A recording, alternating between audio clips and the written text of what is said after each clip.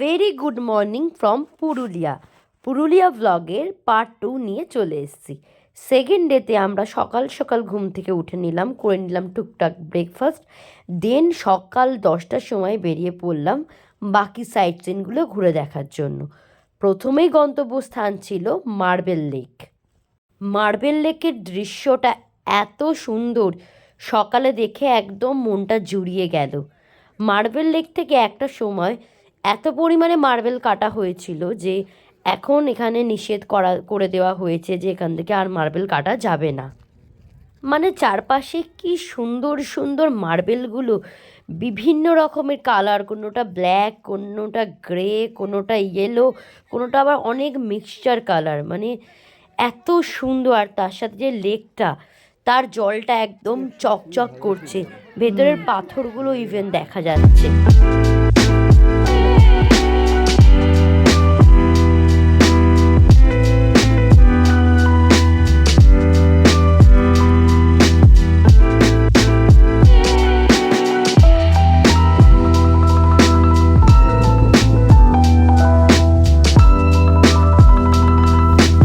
জায়গাটা এখন পুরোটা ঘুরে ঘুরে যাচ্ছি, মানে পুরো লেকটা ঘোরা যায়। এই যে পুরো লেকটা, ওইখানে ছিলাম আগে, এখন ঘুরে ঘুরে এইদিকে যাচ্ছি। এত সুন্দর লেকটা, কি বলবো তোমাদের। তারপর গেলাম বামনি ফলস। এখানে 300টা সিঁড়ির নিচে নেমে যেতে হয়। এখানে একটু ট্যুরিস্টদের সংখ্যা বেশিই ছিল, কারণ এখানকার ফলসটা খুবই তীব্র আর খুবই উচ্চতা থেকে পড়ছে, আর দেখতেও ভীষণ সুন্দর, তাই এখানে ভালোই ভিড় ছিল। নামতে হবে।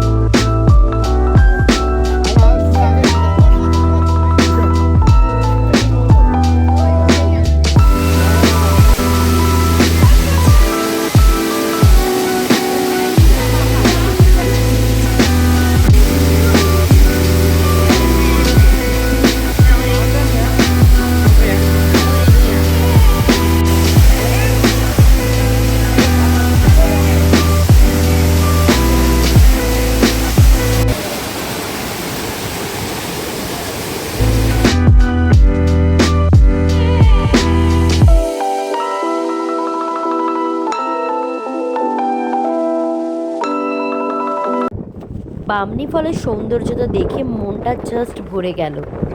তারপর রওনা দিলাম আজকের দিনের third destination Durga ফলসে।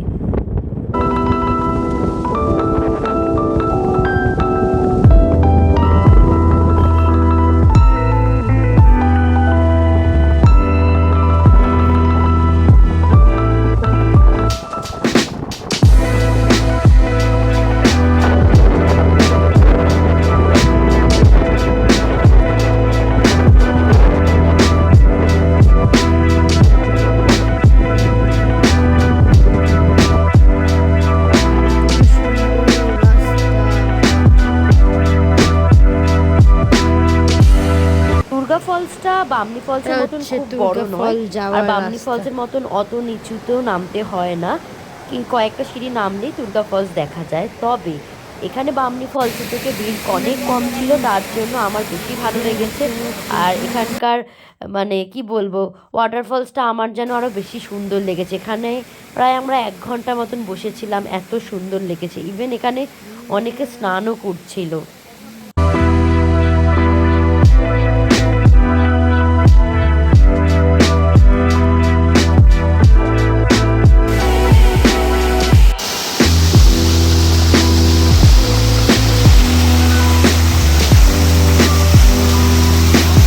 Durga false দেখার পর চলে যাচ্ছি দুর্গা ড্যাম দেখতে।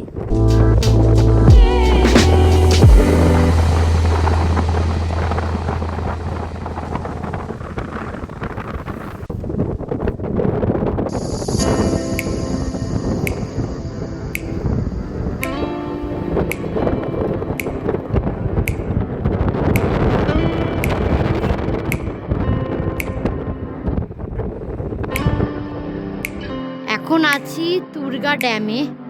ওই যে দেখা যায় দুর্গা ফলস, যেটা এক্ষুনি দেখালাম, সেই যে অত দূর। আর এটা হচ্ছে যে জলটা যেখানে মিশছে দুর্গা ড্যাম। এত সুন্দর জায়গাটা, মানে ক্যামেরায় বোঝাই যাচ্ছে না হয়তো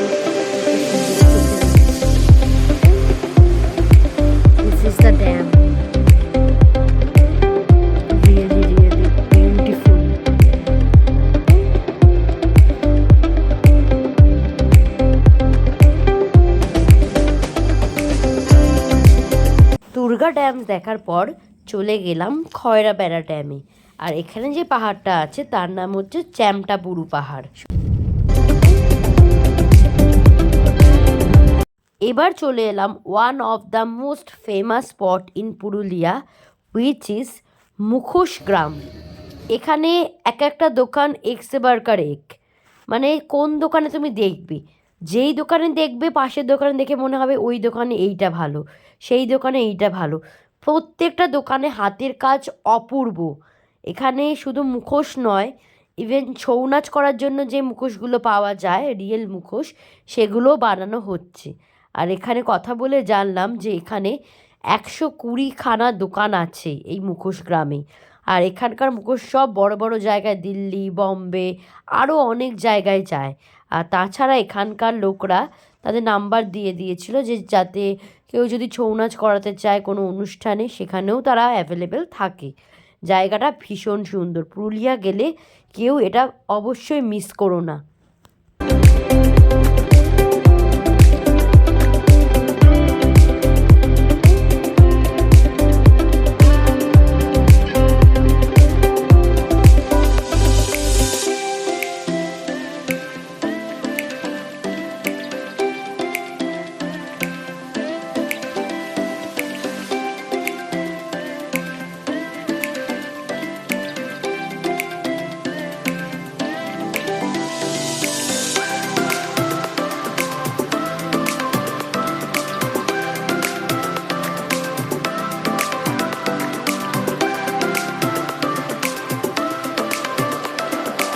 দেন মুখোশগ্রাম দেখে পেয়ে গেল ভীষণ খিদে, কারণ বেরিয়েছিলাম প্রায় অনেক সকালে। তাই একটা হোটেল থেকে লাঞ্চ সেরে চলে গেলাম লাস্ট ডেস্টিনেশন আপার ড্যাম এবং লোয়ার ড্যাম দেখার জন্য। লোয়ার ড্যামটা ওপর থেকে যে কি সুন্দর লাগছিল, স্পেশালি গাড়িটা যখন ওপর দিকে উঠছিল সেই রাইডটাও দুর্দান্ত লাগছিল। ইভেন লোয়ার ড্যাম ও আপার ড্যামে মার্বেল লেক থেকেই গ্রানাইট মার্বেল নিয়ে পুরো বানানো হয়েছে। আমরা বেসিক্যালি যাচ্ছিলাম আপার ড্যাম থেকে সূর্যাস্তটা দেখব বলে, কারণ এটাই ছিল আজকের দিনের আমাদের লাস্ট স্পট।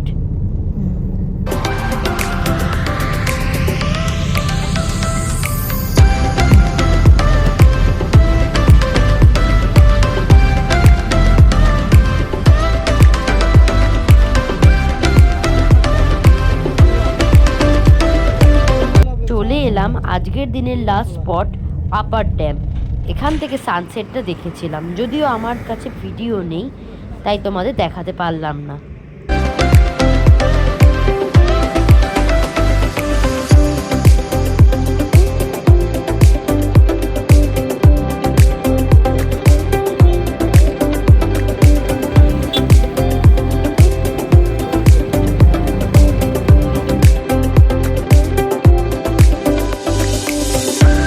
তারপর আপার ড্যাম দেখে আমরা আস্তে আস্তে আবার চলে এলাম আমাদের হোটেলে।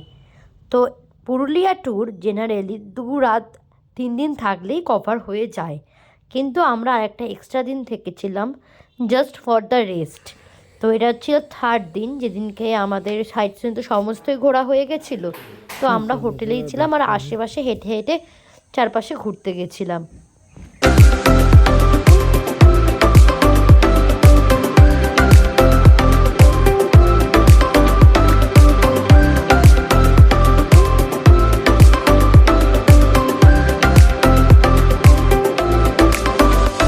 তারপর দেখতে দেখতে সন্ধেও হয়ে গেল। আমরা একটু গরম চা খেয়ে নিলাম আর দেন হোটেল থেকে টাকা দিয়ে বারবিকিউর ব্যবস্থা করালাম, তার সাথে ক্যাম্প ফায়ার। তো বেশ ভালো লাগছিল। আর সেদিনকে ছিল প্রচণ্ড ঠান্ডা, কিন্তু এই আগুনের সামনে বসে এত আরাম লাগছিল কি বলবো। দিনটা মানে মনে পড়লেই সব কিছু মনে পড়ে যায়। কিন্তু এটাও মনে হচ্ছিল যে আজকে রাতটা কাটলেই ট্রিপটা পুরো শেষ, আবার বাড়ি গিয়ে সেম লাইফ, একই ঘিসা পিঠা লাইফ, কি বলবো আর।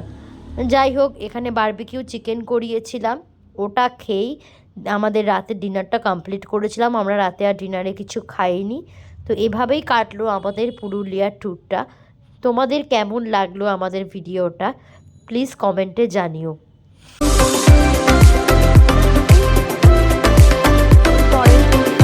হয়ে গেল। তো এবার বাড়ি যাবার পালা। একটু খারাপ লাগছিল যে চলে যেতে হবে, কিন্তু আবার এটাও ভালো লাগছিল যে অনেক দিন পর বাড়ি যাব, কারণ বাড়ির খাবার দাবারও তো খুব মিস করছিলাম। তো আস্তে আস্তে রেডি হয়ে গেলাম, তখন বাজে সকাল 7টা। আমাদের ট্রেন ছিল 9:30 থেকে 10:45-র মধ্যে।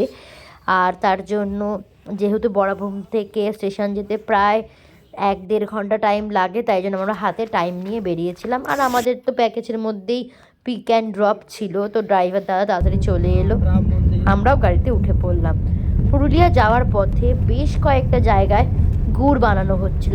প্রথম আগে 3 দিন ধরে এটা দেখছিলাম, ভেবেছিলাম যেদিন বাড়ি যাব সেই দিনকে নেব। এখান থেকে নিয়ে নিলাম আখের গুড়। এত সুন্দর গুড় জাল দিচ্ছিল, আর চারপাশটা কুয়াশা, মানে এক অপূর্ব দৃশ্য।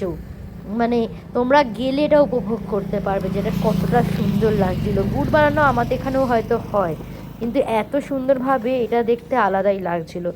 এখান থেকে গুড় কিনে আবার পাড়ি দিলাম বাড়ি যাওয়ার উদ্দেশ্যে, মানে বড়াভূম স্টেশনে যাওয়ার উদ্দেশ্যে। যেতে যেতে আবার দেখলাম পাহাড়, তারপর আস্তে আস্তে পাহাড়ের পথ পেরিয়ে স্টেশনের দিকে চলে এলাম। স্টেশন দিয়ে কিছু ব্রেকফাস্ট করে দেন আমাদের ট্রেনটা একটু লেট করেছিল, কিন্তু ট্রেনটা এত সুন্দর ছিল দেখে পুরো মনটা ভরে গেছিলো। ট্রেনটা ছিল হচ্ছে হাওড়া সুপারফাস্ট এক্সপ্রেস, যেখানে বাথরুম, ট্রেনটা এত পরিষ্কার, এত চকচকে, মন ভালো হয়ে গেছিলো।